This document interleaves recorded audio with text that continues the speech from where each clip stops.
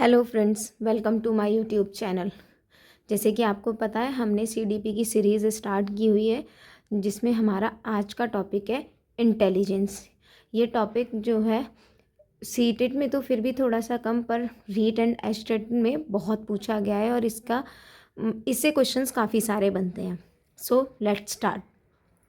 जो intelligence word है उसका अपने आप में मतलब होता है टू अंडरस्टैंड। ठीक है, ये ग्रीक का एक टर्म है इंटेलिजेरिया, उससे लिया गया है। इस टर्म को सर फ्रांसिस गैल्टन ने इंट्रोड्यूस किया था, इंटेलिजेंस टर्म को। इस टर्म का मीनिंग होता है किसी भी चीज़ को समझना या फिर समझने की कैपेबिलिटी होना या अडेप्ट करना, लर्न करना इन्वायरमेंट से। ठीक है, किसी चीज़ को समझने की आपके अंदर की जो कैपेसिटी है उसको इंटेलिजेंस कहते हैं। किसी भी चीज़ को एनवायरनमेंट से जब आप देखते हो, समझते हो, उस चीज़ को अपने बिहेवियर में इंकलकेट कर लेते हो, वो आपकी इंटेलिजेंस होती है। ठीक है, इंटेलिजेंस जो होती है वो मल्टी डायमेंशनल होती है और एक कॉम्प्लेक्स प्रोसेस है। इसको इजीली ना तो ऐसे ही कैलकुलेट किया जा सकता है, ना ही ये कोई ऐसी प्रोसेस है जिसको आप किसी एक डायमेंशन पे रख करके नाप सको। ठीक है, इसीलिए तो सबसे पहले अल्फ्रेड बिने का नाम बहुत है इंटेलिजेंस में, क्योंकि इन्होंने ही इंटेलिजेंस के फील्ड में आईक्यू टेस्ट वाला मतलब आईक्यू जो टेस्ट का जो फॉर्मूला था वो इनिशिएट किया था, एंड मेंटल एज के बारे में भी इन्होंने ही बताया था। तो अल्फ्रेड बिने जो है 1905 में मेंटल एज के बारे में बताते हैं कि किस तरीके से एक्चुअल एज और मेंटल एज में डिफरेंस है, मेंटल एज किस तरीके से वेरी करती है। उसके अलावा फिर उन्होंने आईक्यू टेस्ट के बारे में उन्होंने वो दिया था formula, mental age upon actual as को अगर आप रख के निकालते हो तो वो आपका आईक्यू निकल के आ जाता है। पर ये जो आईक्यू टर्म है इसको विलियम स्टर्न ने इंट्रोड्यूस किया था। मतलब जब बिने इस बारे में बात करते थे तो उन्होंने उसको कोई आईक्यू नहीं बोला था, बस उन्होंने बोला कि किसी भी इंसान का अगर इंटेलिजेंस को नापना है तो आप उसका मतलब mental age upon chronological age रख दो, उससे उसका निकल के आ जाएगा। पर फिर विलियम स्टर्न ने बताया कि इस फॉर्मूले को हम आईक्यू बोल सकते हैं, इंटेलिजेंस क्वोशिएंट। इस तरीके से विलियम स्टर्न ने 1912 में आईक्यू को इंट्रोड्यूस किया था। देन आईक्यू का फॉर्मूला जो होता है MA/CA/100 होता है, जो हम आज के टाइम में पढ़ते हैं। इस फॉर्मूले को इंटू 100 लगा करके कंप्लीट करना बोल लो या फिर रिवाइज करना बोलो, ये किसने किया था? टर्मन ने किया था। क्योंकि केवल MA/CA फॉर्मूला तो बिने ने दिया था, पर उन्होंने बताया कि अगर आपको एक्यूरेट एज जाननी है तो उसमें इंटू 100 भी करना पड़ेगा। टर्मन ने ये 1906 में बोला था। अब ये कुछ आईक्यू लेवल है कि किसकी आईक्यू कितनी होती है और उसको किस कैटेगरी में रखा जा सकता है। तो 0 से 25 जिसका आईक्यू होता है वो बिल्कुल इडियट पर्सन, मतलब उसके अंदर कैपेबिलिटी नहीं है थिंक करने की, किसी चीज़ को समझने की, किसी चीज़ को लर्न कर पाने की। बिल्कुल सर्व होता है से सीवियर होता है 20 से 35 की, जिसका आईक्यू मतलब वो अपनी ही दुनिया में खोए रहने टाइप वाला पर्सन की, चाहे तो कर सकता है लेकिन वो करना नहीं चाहता है, उसका एक अलग ही दुनिया चलती रहती है। मॉडरेट 35 से 50, देन स्लो 50 से 69, बॉर्डर लाइन 70 से 80, एवरेज 90 से 120, superior 120 plus and genius 140 plus. Genius category में बहुत रेयरली ही कोई इंक्लूड होता है, सुपीरियर में भी बहुत रेयर लोग कैलकुलेट होते हैं। एवरेज जो स्कूल में स्टूडेंट्स होते हैं, टॉपर्स होते हैं, वो मोस्टली एवरेज कैटेगरी में आते हैं, 90 से 120 की कैटेगरी में आते हैं। आई होप कि आपको ये यहाँ तक अच्छे से सब समझ में आया होगा। अब हमारा नेक्स्ट टॉपिक हम लेते हैं थ्योरीज ऑफ इंटेलिजेंस। तो फर्स्ट थ्योरी है इसमें सिंगल फैक्टर थ्योरी, जो कि अल्फ्रेड बिने ने दी थी। इनके अकॉर्डिंग क्या था कि किसी भी पर्सन के अंदर, मतलब मोस्टली सभी इंसान के अंदर एक जनरल एबिलिटी होती है थिंक करने की, जो उनके मतलब नेचर में, या वो स्पॉन्टेनियसली तब सोचते हैं जब उन्हें कोई मेंटल टास्क करना होता है। हर इंसान के अंदर सोचने की कैपेबिलिटी है, वो उस चीज़ को कैसे अप्लाई करता है वो डिपेंड करता है कि उस टाइम पर सिचुएशन क्या है या उस टाइम का मेंटल टास्क जो है वो क्या है। इसको आप कैसे लर्न कर सकते हैं इन सारी थ्योरीज़ को, वो मैं लास्ट में आपको एक ट्रिक बता दूंगी। अभी हम पहले इनको पढ़ लेते हैं। तो सिंगल फैक्टर थ्योरी में उन्होंने सिंगल फैक्टर बताया था जो जर्नल एबिलिटी थी किसी भी पर्सन की किसी भी काम को करने की। टू फैक्टर थ्योरी में क्या था, चार्ल्स स्पेयरमैन ने ये थ्योरी दी थी और इस थ्योरी में उन्होंने दो फैक्टर्स बताए थे जो रिस्पॉन्सिबल थे किसी भी काम को करने के लिए। जैसे सिंगल फैक्टर थ्योरी में उन्होंने जर्नल फैक्टर की बात की थी, इन्होंने चार्ल्स स्पीयरमैन ने ये बोला था कि सिंगल फैक्टर के साथ जी फैक्टर के साथ एक और फैक्टर होता है जो रिस्पॉन्सिबल होता है कि वो इंसान किस सिचुएशन में किस तरीके से काम कर रहा है, उसके लिए वो होता है स्पेसिफिक फैक्टर एस फैक्टर। जो जनरल फैक्टर होता है जो कॉमन सबके लिए सेम होता है, जो हम डेली बेस में जो भी काम करते हैं हर इंसान मोस्टली समवेयर वो सेम से ही काम करता है और सेम जो हमारे डेली बेस में हो रहा है। स्पेसिफिक एबिलिटी वो होती है जो आप कोई किसी सिचुएशन में आ गए अचानक से और उस सिचुएशन में आप किस तरीके से रिएक्ट कर रहे हैं, उसका सॉल्यूशन किस तरीके से निकाल रहे हैं, वो होती है स्पेसिफिक फैक्टर, जो आपके अंदर उस टाइम पर ही पता चलेगा कि उस टाइम पर आप उस सिचुएशन को अगर रिजॉल्व कर पा रहे हो दैट मीन्स आपके अंदर स्पेसिफिक फैक्टर है, नहीं कर पा रहे हैं तो दैट मीन्स आपके अंदर स्पेसिफिक फैक्टर नहीं है। देन उसके बाद आती है थ्री फैक्टर थ्योरी, ठीक है, या फिर इसको मल्टी फैक्टर थ्योरी भी बोला जाता है, जिसको थॉर्नडाइक ने दिया था। इसके अंदर इन्होंने बात की थी कि जर्नल एबिलिटी जैसी कोई चीज़ नहीं होती है। उन्होंने बस ये बताया था कि कुछ सेट्स ऑफ एबिलिटीज़ होती हैं हर इंसान के अंदर, कुछ काम करने की कुछ सेट्स ऑफ एबिलिटीज़ होती हैं जो सबके अंदर होती हैं। जैसे कि एब्स्ट्रैक्ट एबिलिटी बताई थी उन्होंने, सोशल इंटेलिजेंस बताई थी, कुछ कॉन्क्रीट और प्रैक्टिकल इंटेलिजेंस, ये तीन तरीके की इंटेलिजेंस का उन्होंने बात बताई। एब्स्ट्रैक्ट जो हम सोच विचार थिंकिंग से रिलेटेड जो होती हैं, ठीक है, जो हमारी ये वहाँ पर काम करती हैं, किसी भी चीज़ को सोचने के लिए विचार करने के लिए आइडियाज़ पर जो काम करती हैं वो एब्स्ट्रैक्ट थिंकिंग होती है। जब हम अपने आस पड़ोस में मिल रहे हैं, कहीं पर जा रहे हैं, किसी के साथ सोशलाइज कर रहे हैं, तो वहाँ पर जो हमारे स्किल्स हो काम आ रहे हैं वो हमारी सोशल इंटेलिजेंस पर डिपेंड करते हैं। कॉन्क्रीट और प्रैक्टिकल जो हम रियल लाइफ सिचुएशंस में टास्क आने पर वहाँ पर किस तरीके से उस टास्क को सॉल्व कर रहे हैं, वहाँ पर कैसे रिएक्ट कर रहे हैं, ये वहाँ पर काम करती है कॉन्क्रीट इंटेलिजेंस। इसके जो मतलब एस्पेक्ट्स होते हैं वो क्या होता है, level, range, area and speed. किस लेवल पर कोई क्या काम कर रहे हैं, आप किस लेवल तक का सोच पा रहे हैं, रेंज क्या है और एरिया कितने में आप कर पा रहे हैं, स्पीड क्या है आपकी, कितनी जल्दी आप किसी चीज़ का सॉल्यूशन निकाल पा रहे हैं। तो ये सारे ये चार फैक्टर्स भी हैं जो एक्सपेक्ट भी हैं जिन पर ये तीनों की तीनों डिपेंड करती हैं।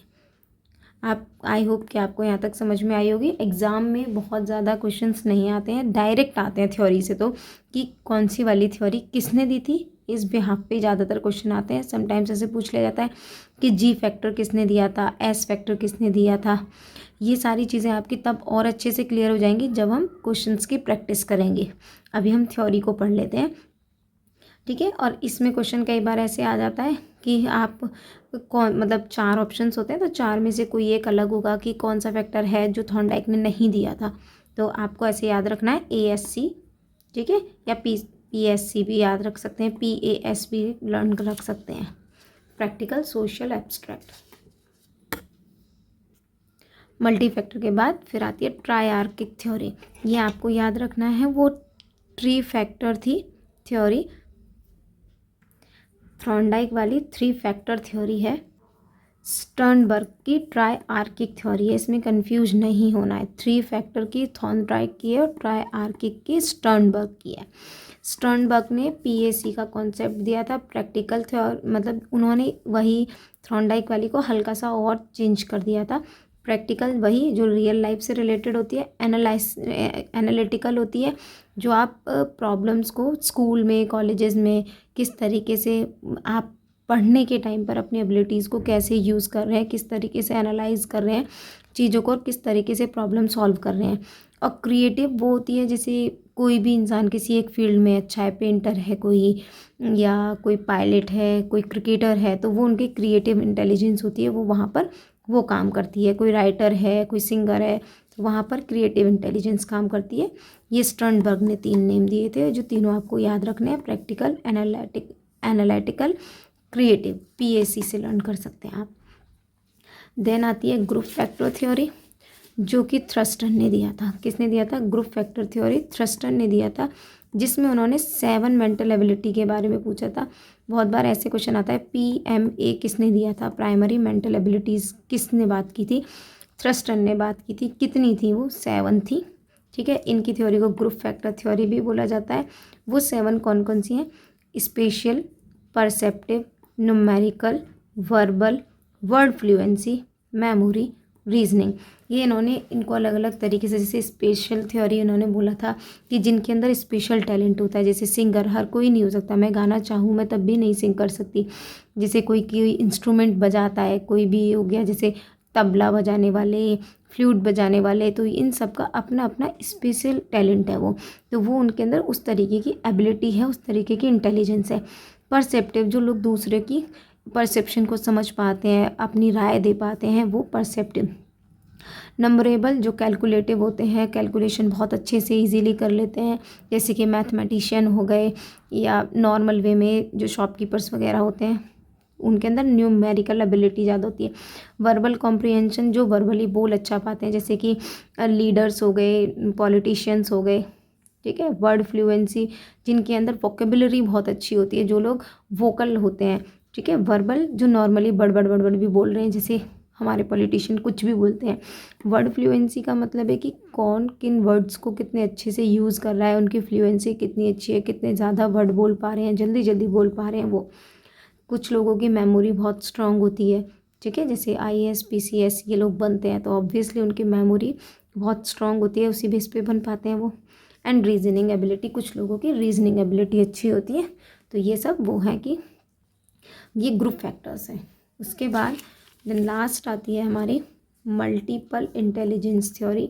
ये भी मोस्ट इम्पॉर्टेंट है, इससे बहुत बार क्वेश्चन बनता है कि मल्टीपल इंटेलिजेंस थ्योरी क्या है। ये हार्वर्ड गार्डनर ने दी थी, इनकी एक बुक थी जिसका नाम था फ्रेम्स ऑफ माइंड, और इन्होंने ये लगभग कुछ बुक्स में 8 एंड कुछ बुक्स में 9 बोली हुई हैं, जो उन्होंने बताई थी कि कितने तरीके की इंटेलिजेंस हो सकती है। ठीक है, जैसे इन्होंने बताया विजुअल स्पेशल, जैसे कि जो शूटिंग करते हैं तो उनके अंदर विजुअल स्पेशल थिंकिंग होती है या इंटेलिजेंस होती है। लिंग्विस्टिक वर्बल, जो लोग बोल अच्छा पाते हैं, जो भाषावादक होते हैं। ठीक है, इंटरपर्सनल, एक ये 2 टर्म बहुत पूछे जाते हैं, ये मैं आपको अभी थोड़ी देर में डिस्कस कर दूंगी कि इंटरपर्सनल इंट्रापर्सनल में क्या डिफरेंस है। इंटरपर्सनल वो होते हैं जो 2 लोग ये दूसरे लोगों से जो इंटरेक्शन कर सकते हैं। इंट्रापर्सनल वो होते हैं जो इंसान अपने अंदर ही बात रखता है। आप इस तरीके से लर्न कर सकते हो। मैं इसकी एक छोटी सी ट्रिक आपको अभी पीछे डिस्कस कर लूँगी, वहाँ पे मैं बता दूँगी। अभी आप ऐसे इंट्रापर्सनल इंटरपर्सनल वो होती है जो इंसान सामने वाले से किस तरीके से बात कर रहा है, अपने खुद को किस तरीके से सामने वाले के सामने रिप्रेजेंट कर रहा है, वो इंटरपर्सनल इंटेलिजेंस होती है। इंट्रापर्सनल, जो इंसान खुद ही खुद में रहता है, अपने आप को सेल्फ इम्प्रूवमेंट की बात करता है, खुद को ऑब्जर्व करता है, वो इंट्रापर्सनल है। ठीक है, लॉजिकल मैथमेटिकल, वही मैथमेटिशियंस के अंदर होता है। म्यूज़िकल, जो म्यूज़िक पर्सन्स के अंदर होता है, सिंगर्स के अंदर, म्यूजिशियंस के अंदर। बॉडी काइनेस्थेटिक, मतलब जैसे कि क्रिकेटर हो गए, एथलेटिक्स हो गए वो। एंड नेचुरलिस्टिक, जैसे कि बायोलॉजिस्ट हो गए, वो सारे नेचुरलिस्टिक, योगा करने वाले लोग, वो काइनेस्टिक में भी आ जाएंगे। ठीक है, तो इस तरीके से आपको ये याद रखनी है। अब इसके बाद कुछ स्ट्रक्चर्स और हैं इंटेलिजेंस के, हम उन्हें डिस्कस कर लेते हैं। ये स्ट्रक्चर्स ऑफ इंटेलिजेंस हैं, 2 तरीके के स्ट्रक्चर्स दिए गए थे। एक 3D स्ट्रक्चर दिया गया था, एक फ्लूइड एंड क्रिस्टल स्ट्रक्चर दिया गया था इंटेलिजेंस का। जो 3D स्ट्रक्चर था, पहले उसके बारे में बात कर लेते हैं। 3D स्ट्रक्चर को गिलफर्ड ने दिया था। इन्होंने 3 चीज़ों के बारे में बात की थी, PCO, product content operation.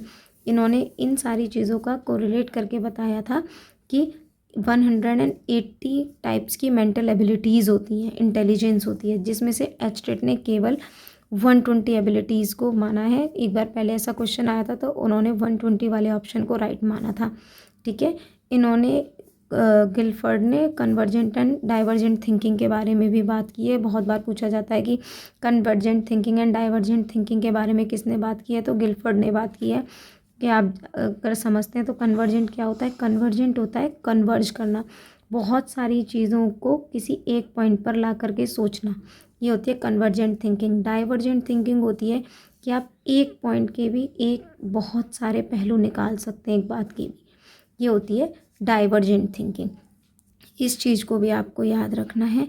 Convergent thinking होती है जब बहुत सारी बातों को कुल मिला के एक बात एक पॉइंट प्रूव कर दिया जाता है, that is convergent thinking. Converge हो रही है, सारी चीज़ें आकर के एक जगह इकट्ठी हो रही हैं एक पॉइंट पर। डाइवर्जेंट जो डाइवर्ज हो रही हैं डिफरेंट डिफरेंट डायरेक्शंस में, तो ये डाइवर्जेंट थिंकिंग होती है। मीन्स एक पॉइंट के आप बहुत सारे अलग अलग पर्सपेक्टिव देख सकते हो, उनके बारे में सोच सकते हो। ठीक है, तो गिलफर्ड ने ये दोनों चीज़ों के बारे में भी बात की थी। जैसे अगर आप साइंस के स्टूडेंट्स हैं तो वहाँ से को रिलेट कर सकते हैं। कन्वर्ज मिरर क्या होता है, जो सारी लाइट्स को एक जगह पे कन्वर्ज कर देता है। डाइवर्ज मिरर कौन सा होता है, जो डाइवर्स करता है। ऐसे डाइवर्स, और मैं ट्रिक बताऊं तो वही कन्वर्ज का, तो जैसे हमने सुन लिया कि वो एक जगह पे कंजर्व हो रही हैं एक जगह पे। डाइवर्स का जैसे डाइवर्जेंट होता है किसी चीज़ को डाइवर्ट कर देना, तो आप वहाँ से लर्न कर सकते हो कि किसी चीज़ को डाइवर्ट कर देना। एक पॉइंट पे कोई चीज़ है, फिर उसको अलग अलग दिशाओं में आपने डाइवर्ट कर दिया। कन्वर्ट करने का मतलब है कि बहुत सारी जगहों से डिफरेंट से अलग अलग चीज़ें आ रही हैं, वो एक पॉइंट पर आकर के इकट्ठी कर दी हैं। इस तरीके से इन दोनों चीज़ों का आप याद रख सकते हो। बस आपको एग्जाम्पल के फॉर्म में ही पूछा जाता है। ये दोनों टर्म वैसे सीटेट से रिलेटेड है, convergent thinking and divergent thinking. तो आपसे इस तरीके से क्वेश्चन पूछा जाता है कि कोई बच्चा है, वो एक प्रॉब्लम्स के कई सारे सॉल्यूशन दे पाता है, तो उस बच्चे के अंदर कौन सी थिंकिंग एबिलिटी आपको दिख रही है, डाइवर्जेंट, कन्वर्जेंट? क्योंकि वो एक प्रॉब्लम के बहुत सारे सॉल्यूशन दे पा रहा है, दैट मीन्स वो डाइवर्जेंट थिंकर है। अगर बहुत सारी प्रॉब्लम किसी बच्चे के सामने आके खड़ी हो गई और वो सारी प्रॉब्लम्स का केवल एक ही सॉल्यूशन दे रहा है कि मतलब एस्केप कर लो, भाग जाओ, ऐसा समथिंग, तो दैट मीन्स वो कन्वर्जेंट थिंकर है। ठीक है, तो इस तरीके के क्वेश्चन आते हैं जो आपको याद रखने हैं। अब और उसके बाद हम सेकंड मॉडल डिस्कस कर लेते हैं, जो है फ्लूइड एंड क्रिस्टल थ्योरी। ये कैटल ने दिया था। इन्होंने बताया था कि दो तरीके की मेमोरी होती है, एक फ्लूइड मेमोरी होती है, क्रिस्टल मेमोरी होती है। फ्लूइड मेमोरी वो होती है जो फ्लेक्सिबल होती है, ठीक है, जिसके अंदर आपके अंदर एबिलिटी होती है किसी भी चीज़ के ऊपर तर्क वितर्क करने की, सोचने की। ये हेरिडिटी से आती है, और ये जैसे जैसे आप बड़े होते हो आपकी एडल्टहुड के बाद ये कम होने लगती है। ठीक है, क्रिस्टल थ्योरी जो होती है वो फिक्स्ड होती है। ठीक है, और ये नॉलेज और फैक्ट्स पर डिपेंड करती है। ये आप एक्वायर करते हो, जैसे जैसे एनवायरनमेंट में आप रहते हो, सीखते हो चीज़ों को, तब आपके अंदर आती है। ये फिक्स्ड थ्योरी होती है, और ये जैसे जैसे आपकी उम्र बढ़ती है वैसे वैसे उम्र के साथ, जैसे कहते हैं तजुर्बे के साथ बढ़ना, ये वो वाली चीज़ है कि जैसे जैसे आपको लाइफ का तजुर्बा आता रहेगा वैसे वैसे ये क्रिस्टल थ्योरी इंक्रीज़ होती रहेगी। फ्लूइड थ्योरी क्या होती है, वो डिक्रीज़ होती है। आई होप कि आपको यहाँ पे ये सारा चैप्टर अच्छे से समझ में आया होगा। अब मैं इस चैप्टर से रिलेटेड जितने भी हमने टर्म्स डिस्कस किए हैं उन सब की आपको एक छोटी सी ट्रिक बना करके समझा देती हूँ। जैसे मैंने सबसे पहले बताया था कि सर फ्रांसिस गैल्टन ने इंटेलिजेंस टर्म दिया था, तो जैसे इनके नाम के आगे सर है, दैट मीन्स सर क्या करेंगे, सर ने हमारा इंटेलिजेंस का टेस्ट लिया या उन्होंने हमारे इंटेलिजेंस दिया। फिर उसके बाद एल्फर्ड बिने, जैसे कि इनके नाम में ए बी आ रहा है, ए बी आने का मतलब है ये सबसे पहले किसी भी, जैसे जब हम अल्फ़ाबेट्स पढ़ते हैं तो अल्फ़ाबेट्स में ए बी से अल्फ़ाबेट्स की स्टार्टिंग होती है। दैट मीन्स इंटेलिजेंस का कोई भी काम है, इंटेलिजेंस की शुरुआत कहाँ से, उसके अंदर काम किसने करना शुरू किया, एल्फर्ड बिने ने। यूनिफैक्टर थ्योरी भी दी एल्फर्ड बिने ने। सबसे पहले ये आते हैं यूनी मतलब एक, पहले नंबर पे। तो इन्होंने मेंटल एज का कॉन्सेप्ट, क्योंकि मेंटल एज आएगी तभी तो आईक्यू फार्मूला बनेगा, तो मेंटल एज किसने दिया, इन्होंने दिया। फिर मेंटल एज का यूज़ करके आईक्यू फार्मूला किसने बनाया, तो वो एल्फर्ड बिने ने बनाया। उसके बाद जब जो इन्होंने फार्मूला बनाया उसको इन्होंने कोई नाम ही नहीं दिया, उसको नाम दिया स्टर्न ने आकर के नाम दिया 1912 में। उसके बाद इनका फार्मूला इनकम्प्लीट था, उसको आकर के टर्मन ने आकर के, ठीक है, उसने कंप्लीट किया। जैसे कि हम कोई भी कपड़ा पहन लेते हैं तो जो सिख लोग होते हैं उनका क्या है, जब तक वो टर्बन नहीं पहनते तब तक उनका लुक कंप्लीट नहीं होता, तो उसी तरीके से टर्मन ने आकर के इसका लुक कंप्लीट किया इनटू 100 करके। और ये तो देखो रटने वाली चीज़ें हैं जो आपको रटनी पड़ेंगी। देन हमारी थ्योरीज आती हैं, जिसमें हमने सिंगल फैक्टर थ्योरी के बारे में हमने बताया, यूनिफैक्टर थ्योरी हो, सिंगल फैक्टर थ्योरी हो, क्योंकि सबसे पहली थ्योरी है और अल्फ़ाबेट्स में सबसे पहले ए बी आते हैं, मतलब एल्फर्ड बिने ने सबसे पहली थ्योरी दी थी जिसका नाम था सिंगल फैक्टर थ्योरी। देन उसके बाद टू फैक्टर थ्योरी आई। टू फैक्टर थ्योरी में जिसमें जी और एस की बात की गई, जिसमें स्पीयरमैन, या तो सी से चार्ल्स देख लो, 2 के बाद ए, बी के बाद सी आता है और 1 के बाद टू फैक्टर थ्योरी आएगी। या फिर आप इसका नाम ऐसे लर्न कर सकते हो, इसके नाम को 2 पार्ट्स में डिवाइड कर लो, स्पीयरमैन। दैट मीन्स स्पीयरमैन के नाम के 2 टुकड़े हो रहे हैं, स्पीयरमैन, और उन्होंने 2 फैक्टर थ्योरी दी थी। Then 3 factor theory and multi factor theory. तो जैसे कि आप नाम देख रहे हो मल्टी फैक्टर थॉर्नडाइक, तो इनके नाम को हम ऐसे लर्न कर सकते हैं जैसे 3 factor TH3 Thorndike, 3 factor theory Thorndike, आप ऐसे भी लर्न कर सकते हो 3 थॉर्नडाइक। नाम समवेयर को रिलेट हो रहा है ना, TH से 3, थॉर्नडाइक से TH थॉर्नडाइक। लेकिन इतना याद रखना है कि थॉर्नडाइक ने 3 फैक्टर मल्टी फैक्टर थ्योरी दी थी, ठीक है। लेकिन और जो ट्राइआर्किक थ्योरी, ट्राइआर्किक थ्योरी स्टर्नबर्ग ने दी थी। आर्क की बात किसने की थी? स्टर्नबर्ग ने की थी।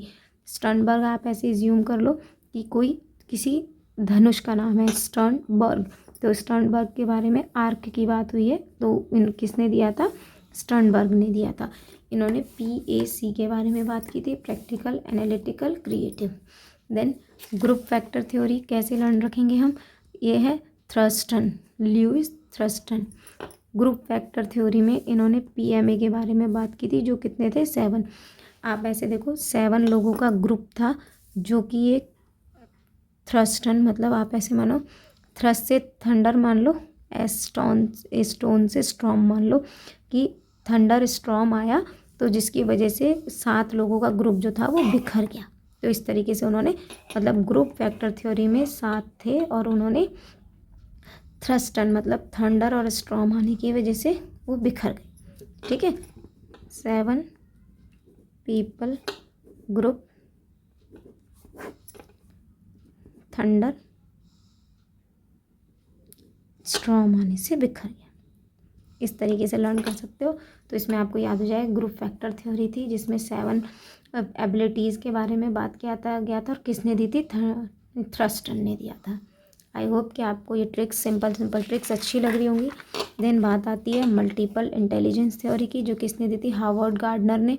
तो जैसे आप सकते हो हार्वर्ड यूनिवर्सिटी है गार्डनर में, तो हार्वर्ड गार्डनर का मतलब हार्वर्ड जो यूनिवर्सिटी है उसके गार्डन में मल्टीपल इंटेलिजेंस के पीपल हैं, या फिर मल्टीपल टाइप के फ्लावर हैं, कैसे भी आप लर्न कर सकते हो। तो हार्वर्ड गार्डनर थ्योरी किसने दी थी? हार्वर्ड गार्डनर ने कौन सी थ्योरी दी थी? Multiple intelligence theory. Fluid and crystal structure किसने दिया था? जैसे क्रिस्टल में CRYSTL क्रिस्टल है, क्रिस्टल कैटल, नेम समवेयर, देखो कुछ राइम हो रहा है ना, क्रिस्टल कैटल, ऐसे लर्न कर सकते हो आप। 3D स्ट्रक्चर तो फिर किसने दिया था? गिलफोर्ड ने। इसके अपोजिट में गिलफोर्ड ने दिया था। 3D स्ट्रक्चर किसने दिया था? गिलफोर्ड ने दिया था। आई होप कि आपको ये सारी चीज़ें अच्छे से समझ में आ गई होंगी। Convergent thinking and divergent thinking भी अच्छे से समझ में आ गई होगी। कन्वर्ज करना, काफ़ी सारी चीज़ों का एक पॉइंट पर लाना के छोड़ देना। डाइवर्जेंट, एक पॉइंट से डिफरेंट डायरेक्शन में जाना, डाइवर्जेंट।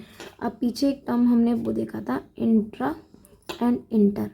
ये टर्म कभी भी आए, बस आपको कंफ्यूज नहीं होना, आर के बेस पे देखना है।